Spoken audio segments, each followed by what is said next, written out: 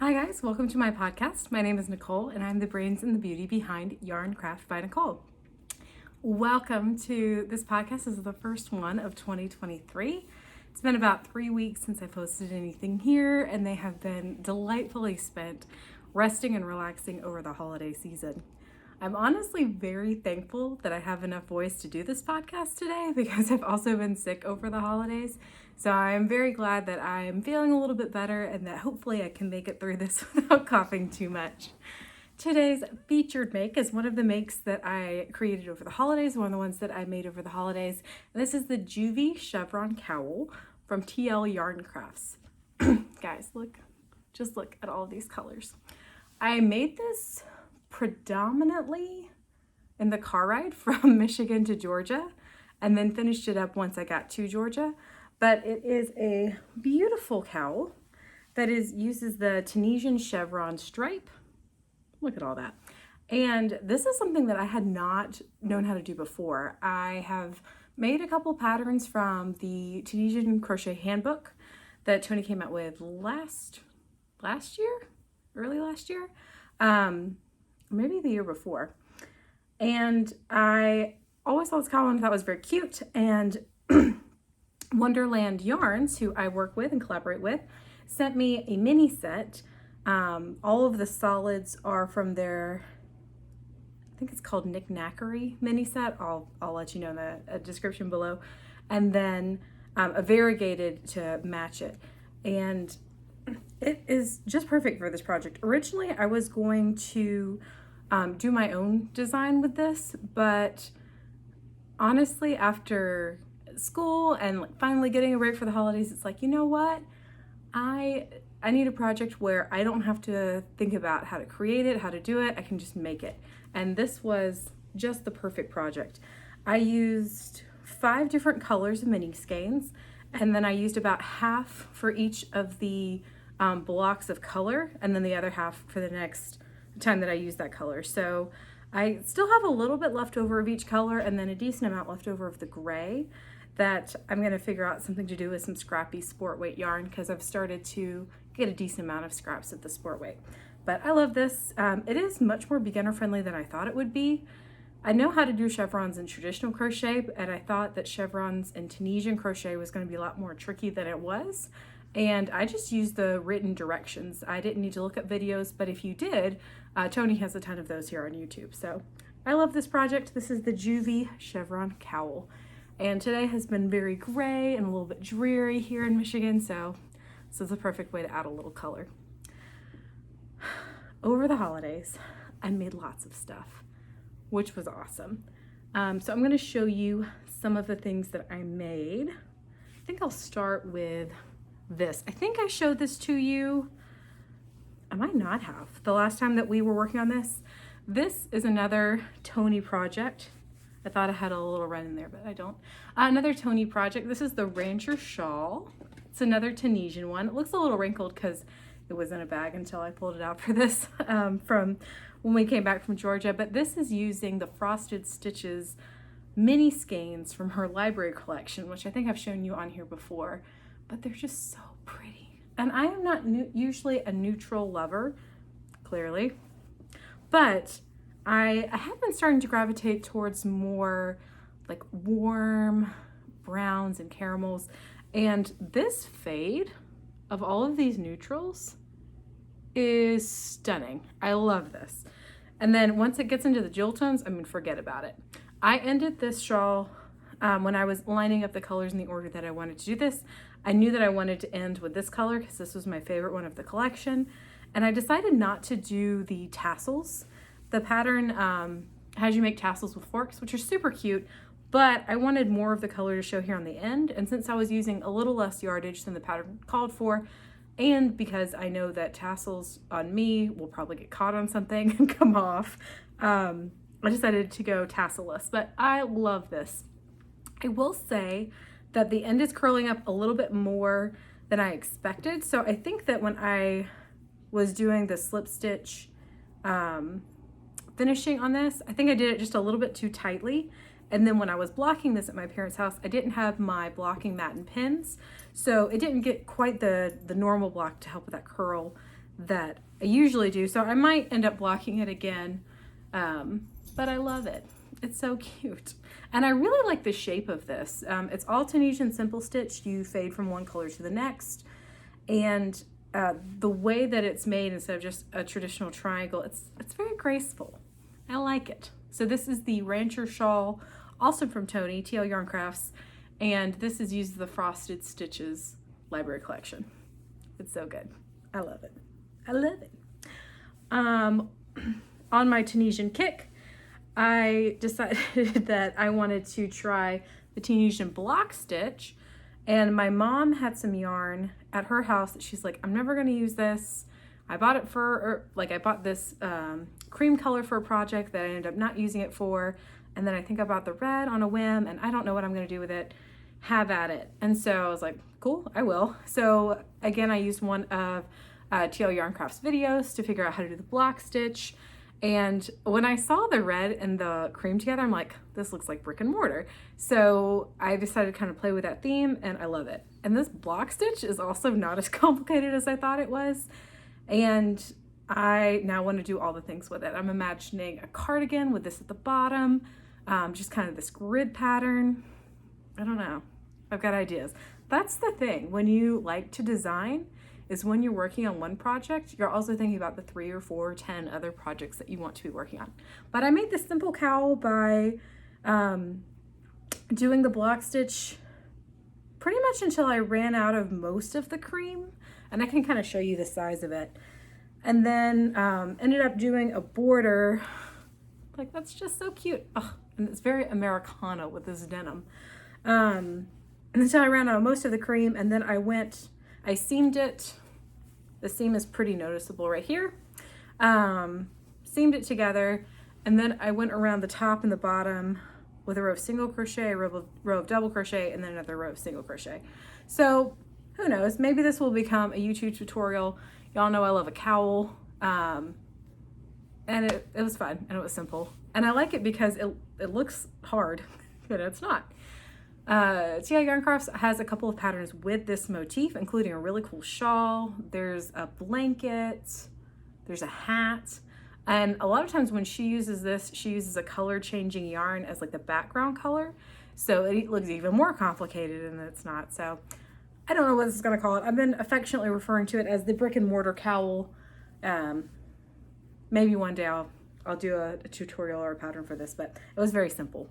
And I love making cowls with a simple stitch pattern that is, I don't know, a little bit more graphic, kind of gets your attention, and just using it over and over again, and then doing a simple border and you're done. That's kind of my jam. The other thing that I made over break that I'm really, really proud of is not Tunisian, is a sweater, because I knew I was gonna have 2 weeks off of work, and I was like, I really want to make a sweater. I want to see if I can do it in 2 weeks. I just want to see if I can do it. And I love sweaters. Sweaters kind of became my jam last year once I realized that they're also not as hard as I thought, and there's a lot of fun that you can have with them. And so I saved some birthday money, and I bought that really pretty kind of orangey yellow yarn that I think I showed you last time, and that was dedicated to my sweater. And I've had the Goldfinch pattern saved in my Ravelry for a while, and I knew that I wanted to do that. So let me show you the Goldfinch sweater. Bobbles for days. Can you even? So a couple of things that I really liked about this pattern. Actually, I was showing it to you backwards. There's the front, there's the neckline. I really liked that it was quick. This is all worsted weight yarn, and it worked up pretty quickly. Once I did the front panel, the other panels came along pretty easily. You do the front, you do the back, and then you crochet, you seam it together, and you crochet the sleeves directly on it. It's got applied ribbing, which I love, around the neckline, ribbing on the bottom and on the bottom of the sleeves. Even though this kind of looks like a 3/4 length sleeve, it actually goes all the way to my wrist because it has a drop shoulder, and I love the way that it fits. Panels is not usually my favorite thing to do. It's not usually my favorite way to make a sweater, because you can't try it on until after you're done. And I will say that this pattern is written with a decent amount of ease in it. So I probably could have gone down a size and it would have fit just fine. But I do like the boxy way that it fits me. And my plan is that tomorrow I'm going to wear it and film a reel to post on Instagram. So if you want to see what this looks like on, make sure that you're following me on Instagram, Yarncraft by Nicole. But I love it. And I used Malabrigo yarn in their sunset colorway, and it's perfect. Like, it doesn't know if it's orange or yellow or gold, but it does know that it looks great with my hair and my complexion. So I really like this. I like it a lot. And this is the Goldfinch Sweater made by Hailey Bailey. And she's on Instagram. She also dyes her own yarn. I have not bought yarn from her before, but they look really cool. And she's got a couple of patterns out. She had a sale sometime at the end of last year, or maybe Black Friday, where I bought a couple of her patterns, and this is the first one that I made. And I love it. I love it. So those are the things mostly that I finished. I made a couple of small projects while I was there that I gave away, like mug rug and a cowl that I made for my sister, a hat I made for my mom, and just a couple of other things. But it was nice to have that time to relax and just have fun and create. So now I'm going to move from our finished objects into current whips. And I actually only have one that I'm currently working on. And that is this beauty, which is Tunisian crochet, because again, I've been on a bit of a Tunisian kick. And that is this gorgeous thing. I'm gonna get in close so you can see this texture. It's so good, right? So this is the honeycomb stitch, and I'm using jewel spun, and I still have a decent amount of it left, from Serdar as the yarn. I love it because the cakes that it comes in are huge. I think they're 200 grams, and it's an acrylic yarn, but it looks super fancy, and the color transitions are just wow. What I also like about this is that with the texture of this stitch, it kind of looks like mermaid scales, in my opinion. So when I started making this up, I knew I wanted to do something in Tunisian.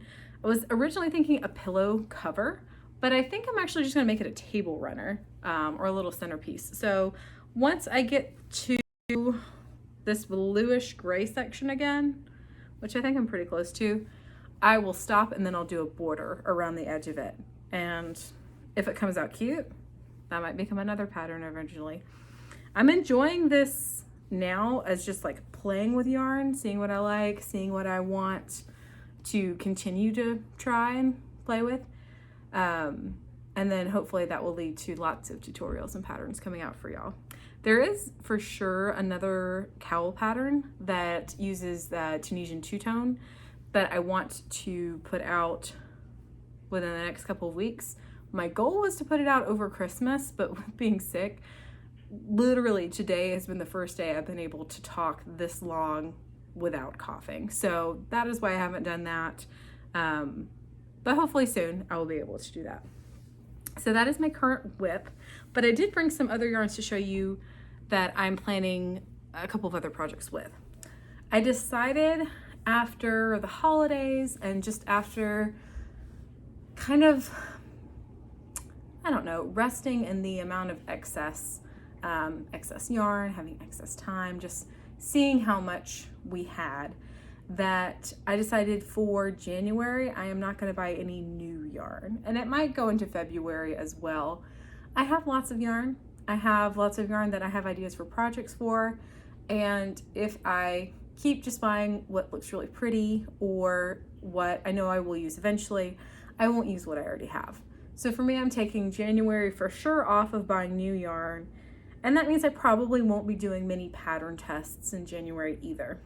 However, I did see a pattern test for a really pretty shawl with a little bit of an eyelet pattern and a little bit more of an intricate trim from someone who I've wanted to test for a while. And in the testing call, which I love it when designers do this, is they tell you about how much yardage you're gonna need. I was like, I think I have that much yardage in my stash already in colors that would work for this. So I've got these two beautiful skeins that I got from New York. And they were made in New York from Humade. They're so pretty. I knew that I wanted to use them in a fade and probably in a shawl. So I've got these two from that. And then I have this left over from when I made my confetti DK pullover. And I think that would make a gorgeous border. So if I do end up testing that, I'm not gonna buy any new yarn because I have what I need for that. I also bought a pattern called the Hattie T, which has like granny squares on here, on the short sleeves, and then kind of like a solid crochet top, like a yoke to the top. And I was like, this is good because I need to use up some DK scraps and some DK yarn. What do I have that can go together? Do I have enough to make this? I don't think I quite have enough to make the whole thing yet, but I think I do have enough to start it. And since it's made with granny squares first that then you join, this is something I could start now and kind of finish later as I add more yarn, or once I decide that it makes sense to buy yarn again. So for that, I've got some scraps. So I've got this pretty ball of yarn. I bought this in LA, but I do not remember the name of the brand. If I remember it, I'll put it down the bottom. But it's really pretty. Got pinks and greens. I think the name of the colorway was like I Told You or something like that. It had toad in the name. And then this is left over from an Ahsoka hat that I made for my husband. This is from Black Cat Fibers. I do know that. And I want to use this. I will say it's a bit of a skinny DK, so we'll see how well it works up, but it's kind of the color palette that I'm rocking with. And this is leftover Stitch, what is it? Stitch Together Studio. I made a baby blanket, or not a baby blanket. I made a blanket for a friend of ours, daughter, and I have this leftover pink. And then these are leftover Montana crochet colors from my towpath cowl that I made that's reversible. And then when I bought those, see, I'm telling you, my voice. When I bought those, she included 2 mini skeins in my order, so all of these coordinate really well together. And then in my stash, I had this skein from Primrose, yeah, it's just Primrose, that I bought from my local yarn store when it was on clearance, just because it was pretty. So this is the start, if I can hold them all up. This is the start of my Hattie T. And I think maybe some like caramel browns, maybe even some more shades of green. I thought about putting this green in here with it because I like the way that it looks with these pinks and rust colors, and especially with this purple. But we'll see if I test the other, if I have enough left, because I think it goes with those better. So that's something else that I'm working on that I haven't started yet, but I probably will soon. I've also got a lot of sport weight mini or like leftovers, and then I have a decent amount of worsted weight leftovers that I want to do something with too. What I have noticed is that if I start a scrappy project, and let's say it's hexagons or granny squares or something like that, and I start it and I get excited and I start to seam together what I have, and then I forget all about it. I forget what hook size I used.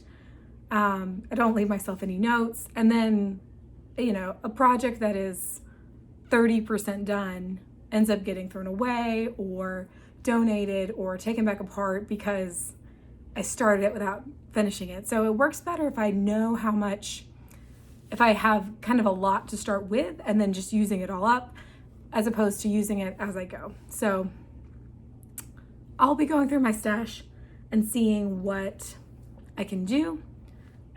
My husband and I are also moving this year, so I want to whittle down the stash as much as possible. I'm also going to be trying to make a few more things for Etsy so that I can get product moved out of my house instead of moving it again. And with that, I am done talking, partially because I can now no longer keep talking. But what I want to leave you is what I can't let go is I can't let go of the fact that I have officially signed up to attend the Midwest Craft Con, which is my first ever craft convention, My goals this year are to monetize Yarncraft a little bit more, kind of make the next steps into making it my full-time business instead of a side hustle. So it felt really good to have that as a first step of like, I am investing money in my business so that I can see how to grow it in the future. I've never been to a craft convention. This is my first time going to Midwest Craft Con. So if you have any advice, please leave me some notes in the comments, and I will see you back next week. Bye guys.